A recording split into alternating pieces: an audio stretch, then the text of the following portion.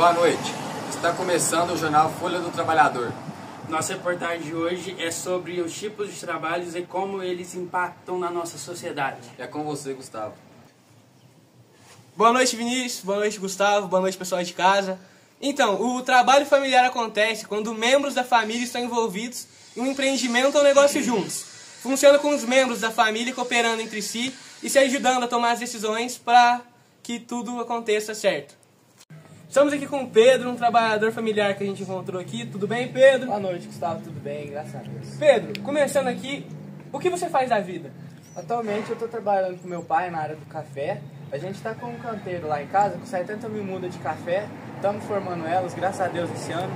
E é isso, Gustavo. Eu trabalho com meu pai, trabalho familiar. Muito obrigado. Então, Pedro, como as decisões são tomadas no seu trabalho? Existe alguém que comanda, que dá as ordens, ou vocês tomam a decisão em conjunto? Não, sim, tem. Meu pai, ele comanda, né? Porque é óbvio, ele é a mente do serviço. Assim, mas todo mundo entra em conjunto. Cada um dá a sua opinião, um dá uma opinião aqui, outro dá uma opinião ali. Todo mundo entra num conjunto para trabalhar, fazer dar certo. E quais são as maiores vantagens e desvantagens de se trabalhar com a família? A maior vantagem é aquela, né? Eu trabalho pro meu pai, então assim, ele não me cobra muito, eu posso trabalhar da hora que eu quiser até a hora que eu quiser, eu trabalho no meu ritmo, eu posso tirar algum dia de folga ali se tiver sossegado de serviço. A desvantagem é que, sim, é a mesma vantagem, eu trabalho pro meu pai. Tem vezes que ele vai atrasar meu salário, tem vezes que vai pagar certo, tem vezes que paga menos, mas acho que sim, desvantagem é menos do que vantagem, tem mais vantagem. E como vocês fazem para equilibrar essa relação familiar com a relação do trabalho, para não gerar conflitos entre vocês? Acho que sim, para não gerar conflito, a base de tudo é a conversa, né? Tudo isso conversar, mas trabalho de serviço fica em serviço, trabalho de casa fica em casa. Assim, eu acho que não se mistura. Lógico que algumas vezes algum serviço vai para casa, alguma casa vai para o serviço, mas não se mistura muito não e tudo se resolve na conversa. Muito obrigado, Pedro. Obrigado, Gustavo. Voltamos com vocês aí do estúdio, Gustavo e Vinícius. Muito obrigado, repórter Gustavo. Agora vamos falar sobre o trabalho análogo à escravidão, com o Gustavo Chibil. Boa noite, Vinícius. Boa noite, pessoal de casa. Bom, vamos falar aqui agora sobre o trabalho análogo à escravidão, né, que refere a condições de trabalhos que assemelham à escravidão. Geralmente, as vítimas são privadas de sua liberdade, direitos básicos, sendo obrigatório a trabalhar sem remuneração. Muito obrigado, repórter Gustavo Chibil. Agora vamos diretamente com o Pedro falar sobre o trabalho assalariado. Boa noite, Gustavo. Boa noite, pessoal de casa. Eu vim aqui hoje falar sobre um trabalho assalariado. Ele conta com várias regalias, assim vamos dizer. Conta com carteira assinada, com salário fixo, com hora de chegar e hora para sair. Conta com férias, conta com todos os feriados, a gente pode tirar ele quando você tem trabalho assalariado. Conta com vale refeição e vale transporte. Boa noite, Gustavo. Estou aqui diretamente com o nosso amigo Freitas. A gente veio aqui no serviço dele perguntar para um trabalhador assalariado para responder justamente essas perguntas, que eu acho que ninguém é melhor para responder do que um trabalhador assalariado. Freitas, como você vive nesse ano com seus trabalhos, seu salário? Como você vive?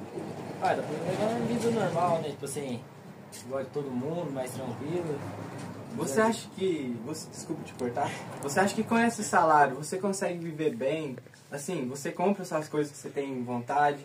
Seu trabalho te dá a oportunidade de você sair, fazer alguma outra coisa? Você só fica muito focado no trabalho? Me responde essas coisas. Ué, depende muito. Até que dá pra comprar, assim, se quiser alguma coisa, dependendo da coisa, tem que esperar um pouco, juntar mais um pouco, ter cabeça pra juntar. Mas geralmente dá sim.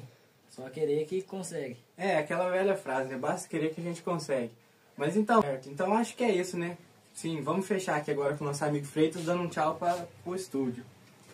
Muito obrigado, Pedro. Vamos agora com o repórter Vinícius falar sobre o trabalho autônomo. Boa noite, Gustavo. Hoje eu estou aqui para falar sobre o trabalho autônomo, que nada mais é de uma pessoa que decide abrir seu próprio empreendimento, ou seja, sua própria empresa, gerando o seu próprio dinheiro. O trabalho autônomo tem várias formas de servir, né? Como cortar cabelo, abrir seu mercado, abrir seu empreendimento, o que você quiser. Que consiste em seus próprios clientes e você tem que tentar agradar o máximo possível para criar fregueses. Agora eu vou entrevistar um trabalhador autônomo. Vem comigo. Irmão, tranquilo? Bom, tá bem? Certo aí? Valeu. Como o trabalho autônomo se diferencia do emprego tradicional, né? Cara, eu acho que tipo, o trabalho autônomo é quando a gente trabalha para si mesmo, o emprego tradicional é quando você é empregado. Então, uma diferença dela é que você não tem patrão, entendeu? Então você não tem horário certo para chegar, horário certo para sair. Como exemplo, eu tenho uma reunião marcada para as 4 horas, eu posso fechar mais cedo e sem problema nenhum, não preciso falar com ninguém. Agora, caso você trabalhe para alguém, você tem que ir lá, conversar com esse cara mais cedo. Então, esse é um dos diferenciais aí. Há muitos, né? Mas é bem difícil de falar. Certo. E quais são os principais desafios enfrentados em uma empresa? Cara, eu acho que é a falta de segurança.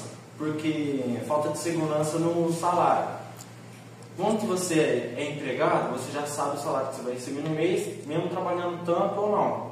Agora, como eu corto cabelo, se eu não cortar tantos cabelos no mês, eu não vou ganhar o quanto eu quero ganhar, entendeu? Então o salário praticamente depende de mim. Então, se eu ficar aqui parado aqui, lá no mês eu não vou ter nenhum resultado, entendeu? Basicamente, você tem que agradar seus clientes para voltar. É. E quais são as vantagens e desvantagens de estabelecer sua própria marca? Como eu falei na primeira pergunta, primeira e segunda, agora até esqueci. Na primeira e segunda, é o horário, cara. Porque, tipo assim, seja mesmo já tinha médico, eu posso chegar a hora que eu quiser. Só que eu tenho que ter um limite também, senão eu nem vou trabalhar. E e que você pode alavancar mais o seu salário, entendeu? Então eu não vou ficar como um cara empregado, ganho um salário mínimo. Muito obrigado, Vinícius. Agora vamos diretamente com a Raila Nex falar sobre o trabalho temporário. Boa noite, Gustavo Chibio. Boa noite, pessoal de casa. Hoje eu vou falar sobre o trabalho temporário. Segundo a legislação, trabalho temporário é emprestado por pessoa física contratada por uma empresa que é de trabalho temporário, que coloca também à disposição de uma tomadora de serviço que atende ao cliente e às necessidades de substituição de um serviço permanente e a demanda de serviços complementares. Boa noite. Gente, hoje eu vou estar entrevistando um trabalhador temporário e a gente vai estar falando sobre o que é trabalhador temporário. Vem comigo. Oi, Bruno. Gente, esse é o Bruno, um trabalhador temporário. A gente vai estar conversando com ele trabalha na escola, é o nome disso, né? Bruno, deixa eu te perguntar uma coisa. Quais são as indústrias que mais contratam trabalhadores temporários? As indústrias? As indústrias de mão de obra pesada, né? E também algumas agrícolas, como por exemplo a colheita do café, né? Que é por meio de períodos de safra, né? Então a agricultura e as indústrias de base, as indústrias pesadas. Bruno, deixa eu te perguntar, quais são as habilidades mais valorizadas em trabalhos temporários? As habilidades mais valorizadas? Depende do ramo, né? Depende do ramo. Por exemplo, na agricultura, a mão de obra, né? Quanto menor for o grau de instrução de uma pessoa, mais explorada ela é. Qual é a habilidade ali? Isso. Exatamente. Então, por exemplo, o que interessa numa lavoura? A mão de obra. Né? Agora, se você pensar no serviço educacional, como por exemplo o Estado faz, quanto maior a qualificação, melhor para o Estado. Então depende do ramo, depende da atividade. Bruno, como a gente pode encontrar um trabalho temporário na sua área? Em diversos campos, né? Por exemplo, se você pensar no serviço público, as prefeituras e o Estado, eles acabam divulgando um documento chamado edital. E naquele documento mostra o prazo de contratação, os documentos, o salário e tudo mais. No serviço público, na educação, por exemplo, mais no final do ano. Né? Por exemplo, outubro, novembro já se divulga para o ano seguinte. Então tudo depende da atividade, depende do tipo. Mas na educação, na saúde, no serviço público, sempre no final do ano para começar o ano já como profissional.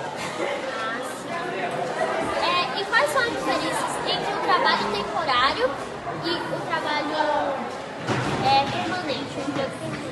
A diferença primordial, principal, é a estabilidade. Né? Quem por exemplo, o serviço público, ele é rotativo, certo? Já no serviço da iniciativa privada, pode já falar temporário, acabou o contrato. O comércio, por exemplo. O comércio é por tempo determinado. Já no serviço público, por exemplo, o efetivo, que não é temporário, ele tem um cargo dele fixo naquela escola, naquele hospital, certo? Ele não fica rotativo. Já nesse ele é rotativo. certo?